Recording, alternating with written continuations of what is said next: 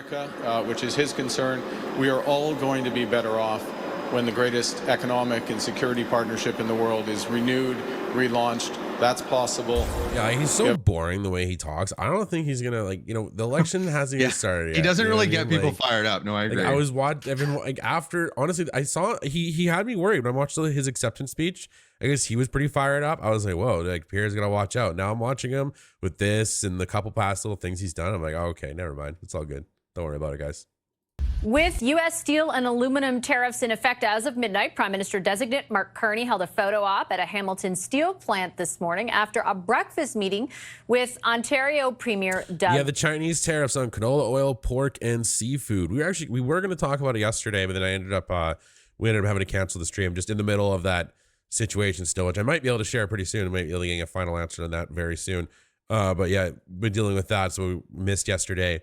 But we were going to talk a bit about it yesterday. And yeah, basically it's on canola oil, pork, seafood, and a couple other odd items. I know that it's actually going to affect our pork sector quite a bit. We do export a lot more than I realized there. And I think like something like 20% of our global imports or exports of pork go to China, and like 12 or 15% of our seafood goes there. Didn't they congratulate Carney too as they announced the tariffs? Yeah, and they're like basically saying blame Trump for it. We're just doing this to, I don't know exactly the rationale, but it said this is don't mess with us tariff, basically is what they're saying. So, and that's what the video I played of that Chinese official talking, and I think it was Sarah's spare corner shared in our Discord. I played Ford emerging later in the day with a positive outlook for the soon-to-be Prime Minister's potential relationship with Donald Trump. Well, I think so. It's going to be a better relationship than with Prime Minister Trudeau, and no disrespect to Prime Minister Trudeau. I can tell you one thing, Mark Carney is extremely astute business mind. He understands numbers, and so does President Trump and Secretary Lutnick.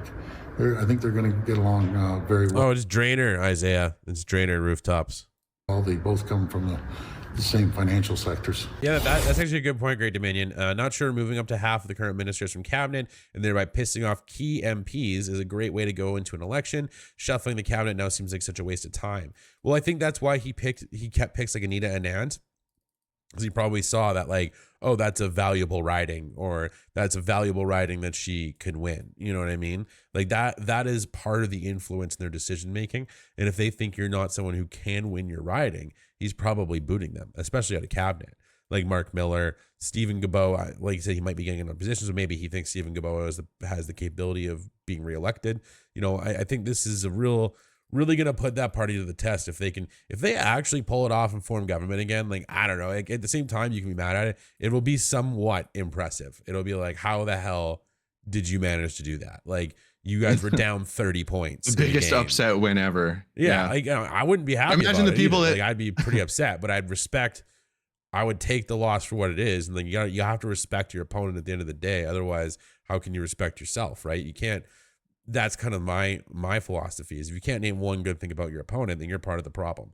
And I think that's why we have to, like, you know, try and give credit where it's due. It was a lot harder with Trudeau. I'll admit that, you know? Yeah. Well, Trudeau is just Trudeau and Singh are completely different. And I feel like most Singh people is unforgivable in my opinion on those two. There's very few people defending either of those people anymore, right? Very, very few. And if you are, you're like a very fringe minority at this point. I just think you're disconnected from everything if you're still defending them, because I forgot some of the stuff that Trudeau had done. Whenever I think back on it, I'm like, oh yeah, this guy's kind of snaky. There was just so much going on while all those scandals were coming out. Like, you know, we were all locked down, like that we were locked down, we weren't locked down, we were locked down. Like, there was so much more issues on people's minds. I mean, the SNC Lavalin stuff and like the We Charity stuff. But that was all between like 2019 and 2021, right? Like, a lot of those scandals were being dug into by the Conservatives. You know what I mean? And all the liberals, I felt like we're just looking the other way a lot, right? And I think that's kind of my problem with a lot of them is that like, even if weren't the person giving the orders, you were following them. You're complicit. You know what I mean? Like just following orders. Oh, you mean like the people in cabinet? Yeah. Yeah. Like Karina Gould's excuse when she was running for liberal leadership of like, I didn't agree with it the whole time. It's like, oh, so you just sat by and let it happen. That's so much better. That makes you just seem weak. Yeah. You can't say that. Like, you could just say, we've learned or something, right? Like, or we made mistakes and I want to do things differently. Like you could maybe get a little bit, but to act like, or you could even just say something like, I did voice concern at the time, but at the end of the day, I wasn't the prime minister. These decisions weren't actually left up to me. He was able to kind of do things at his own behest, right? Like I'm not the one who controls him. Yeah. Or just anything like that. Just say like, I did provide pushback, but like at the end, like the end of the day, I didn't have. Yeah, there were so many scandals with Trudeau, right? There's just so much, and I feel like it made I think it really, the fact that we weren't more upset about it while it was all happening, and I'm hoping that in those investigations, it's like I don't know how parliamentary committees are going to happen anymore. I think those all get scrapped as soon as the election's called, I believe. I'm a dual citizen, and 90% of my business is Canadian. Since the trade war started brewing, business has taken a nosedive. I'm about 55% down in business. What? We're right at lunch hour, and I should be full, Jeez. And I'm not. How dire is it? At the moment, we're close to scary. But the cost of business is piling up. Keeping this behemoth of a store heated and lit is substantial. The relationship between the two countries growing tense, and some... It's basically this freaking peninsula in Canada at the bottom of Vancouver. You can literally drive there from Tawasin, Vancouver area. So you're over here, Peace Arch over there. Like basically you go over here, Tawasin Mills. You come down and there's this peninsula here. And half of it is in the US. So I guess they're talking about businesses along the border crossing here. So this is also a tourist heavy area. So I feel like that's more just tourism being down than anything, I think, is why they're suffering so much. Hey, good. So, welcome everyone. Bienvenue au Québec, au Canada, à Charlevoix. It's really a pleasure to see all of you, to host you here. I'm grateful to be hosting you here on traditional territory of the Innu, and at the same time next to the beautiful St. Lawrence River, which is so core to Canada's history and of course to our shared prosperity.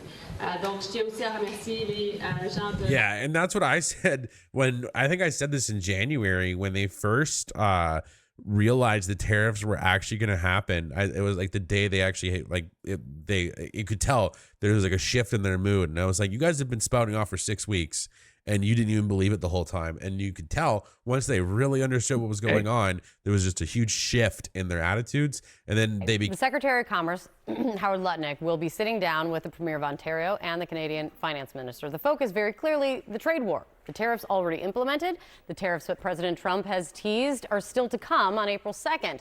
What would typically be a non-headline grabbing get-together between two allies is now a high-stakes face-to-face. Because Trump's with this meeting and this gathering today. I have the right to adjust. It's called flexibility. It's not called inconsistency. It's called flexibility. But there will be very little flexibility once we start. April 2nd is going to be a very big day for the United States of America.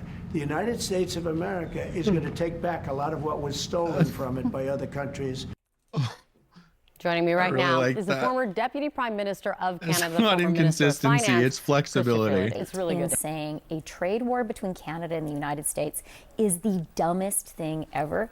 It is self-mutilating for the United States. I feel like she's always talking to someone who, she's, the way she talks is like just such, it's like she's explaining to a child. It just drives me nuts. Like, yeah, I think that she probably talks like that to like people in her life, and it doesn't come off as condescending, but because she's in the position she's in and she's like speaking to the public, it comes off very like like you're like an instructor or a teacher. Yeah, you're like a little child. I gotta let my dog out just 1 second. And from the Canadian perspective, it is just utterly unacceptable.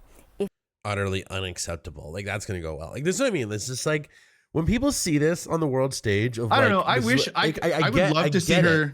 I get what she's saying, but it's like it comes off just like such. If she could switch it up, That's the thing, right? I think that if she could switch it up where she talked to people in a normal way, and then if she was talking to Trump specifically like this, I think that it would come off a lot better, right? Because we want to talk to a specific person, like, or if she just only talked to like Pierre Poilievre like this, right? I don't like think when it she's would go like well being with... condescending to somebody you don't like is not, but she's kind of just comes off condescending and patronizing about everything, even if she's talking Trump to someone she already agrees hates with, right? her, and that's what I'm thinking. And then she goes on and says, "This is utterly unacceptable." It's like she didn't sound like that.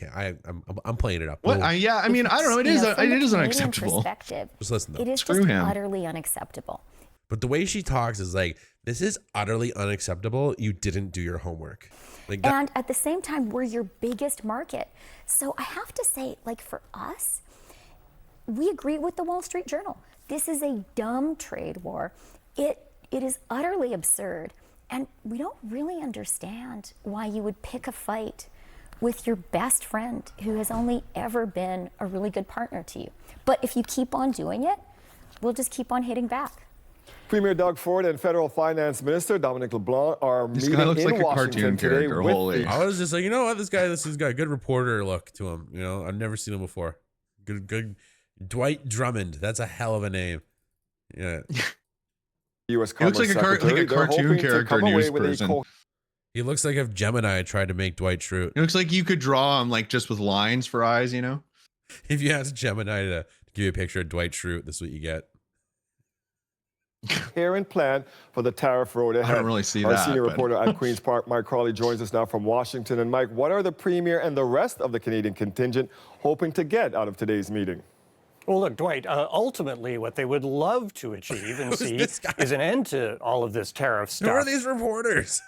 And some like sort of promise that it's not going to keep happening. Yeah, it's like, I don't know. Like a hair flick. He's like having a midlife crisis and then looked at Adam Levine's hairstyle in 2008. Yeah, like, this haircut was out of style when I was in grade 9, dude. What is this? On Tuesday, after the day after Doug Ford imposed that surcharge on electricity going to those 3 states in the northern it's such a photo op, like these parts of the U.S., Donald Trump went kind of ballistic. He was really angry about this, and that prompted a call from Howard Lutnick to Doug Ford. This guy looks like a sleazy businessman in a movie. Back down, take those electricity measures off the table. So does Doug Ford. I was just going to say, Doug Ford looks like a Batman bad guy. Yeah, kind of like an in-between Kingpin and Penguin a little bit, I'd say. Yeah, I was just going to say Kingpin and Penguin. That's there. Funny. In exchange for having this meeting. And then you had sort of an interesting response from Donald Trump about Doug Ford. Take a listen. As you know, there's a very strong man in Canada who said he was going to charge a surcharge or a tariff on electricity coming into our country. He has called and he said he's not going to do that. Tomorrow, Governor General Mary Simon's office confirming the swearing-in ceremony will happen at Rideau Place at 9 o'clock tomorrow morning, our time. Ahead of the ceremony, Prime Minister Justin Trudeau will officially resign. Carney will then reveal his new ministry, including all his cabinet picks. CTV News has learned his cabinet will be substantially smaller than the current one, which has 37 ministers. As soon as he's sworn in, Carney will have the power to trigger an early federal election. I think your average cabinet's like, what, 12 to 20? He had 37. If not, he can test the confidence of his new government in the House of Commons later this month. I am so proud of Canadians. I'm proud to have served a country full of people who stand up for what's right, rise to every occasion, and always have each other's backs when it matters most. This may be my last day here in this office, but I will always be boldly and unapologetically Canadian. Oh my God. My only ask is that no matter what the world throws at us, you always be the same. Canadian official. That was just so weird. Like, why did you post that? What was that? Never change? That was like an awkward breakup video or something. I don't know what that was. We will not back down, pausing some tariffs, making last-minute exemptions. It won't cut it. We need to end the chaos once and for all. It's a power move that caught the attention of the White House. The president saw the premier, Doug Ford, make an egregious and insulting comment. In response, Donald Trump threatened to double steel and aluminum tariffs to 50%. That afternoon, Doug Ford got a call from Trump's Commerce Secretary. I've agreed to suspend temporarily. Ford insisted he hadn't blinked, booking today's meeting with Howard Lutnick in Washington. You have to respect that person for putting out that olive branch, and I'm going to make sure we go down there and have a very good... $200 billion a year to subsidize Canada. I love Canada. I love the people of Canada. I have many friends in Canada. The great one, Wayne Gretzky, the great. Hey, how good is Wayne Gretzky? He's the great one. But we have, I know many people from Canada that are good friends of mine. But, you know, the United States can't subsidize a country for $200 billion a year. We don't need their cars. We don't need their energy. We don't need their lumber. We don't need anything that they give. We do it because we want to be helpful, but it comes a point when you just can't do that. You have to run your own country. And to be honest with you, Canada only works as a state. It doesn't. We don't need anything they have. As a state, it would be one of the great states anyway. This would be the most incredible country visually. If you look at a map, they drew an artificial line right through it between Canada and the U.S. Just a straight artificial line. Somebody. Yeah. Straight artificial line. Like, this is some Putin rhetoric. That's like how he talks about borders. A long time ago, many decades ago, and makes no sense. It's so perfect as a great and cherished state. Keeping "O Canada," the national anthem. I love it. I think it's great. Keep it. But it'll be for the state, one of our greatest states. It doesn't sound like a joke. It sounds like you put too much thought into this for it to be a joke anymore. And that's where I'm at with it. It's like, well, it's almost like I was talking to my friend about this. It's almost like that guy who like suggested something crazy while you're drinking. And then like you thought he was kidding. And then the next day he's like, no, we're actually going to do it. Like, oh, yeah, no, yeah, it was a great idea. Didn't you like it? Actually, no, I'm kidding.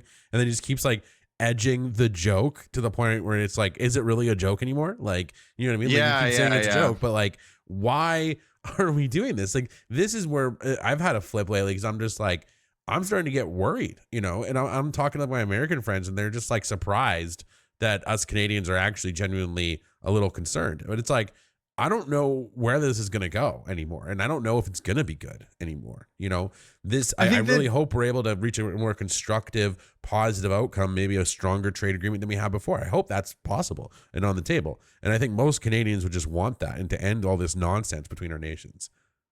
Yeah. What do you think, Saul? But yeah, Putin calls Ukraine an artificial state.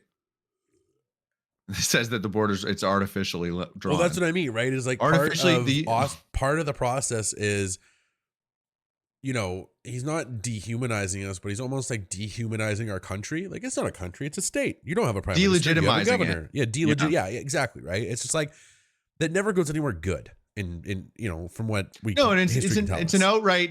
It's very disrespectful to like the people living here. I think like I'm surprised more people aren't offended by it. Honestly, like, yeah. Well, he is talking about you, not just right? Trudeau, right? Like, but like I get what he's saying by like artificial light, but it's like, is that really what you mean though? Are you just speaking in a technical sense? What you're saying, or are you talking doing like in a different sense, right? That's what I have a problem with right now with his rhetoric in this video per se. Right, it's just having we talking about like Marxism here right now, like what do we like artificially drawn lines, because that's how they talk about things, is everything's like it's a social construct and this isn't actually a real thing. We just decided to put the border here, and Trump just this isn't like where we super should be woke afterwards, and he's just like, actually, well, I don't know, man. I keep on Barron's. You know, remember when I made that comparison between him and Mao? I keep on seeing people repeating that now. Like, I don't know if I don't think I made it up. It's other people were probably saying it at the same time maybe, but I keep on seeing people like, because even the way he's talking about how like the farmers are going to have to like grow all their more food for the people here, and we're not going to get rid of the export markets. Like, this is literally it's a central control economy. That's what Mao tried to do.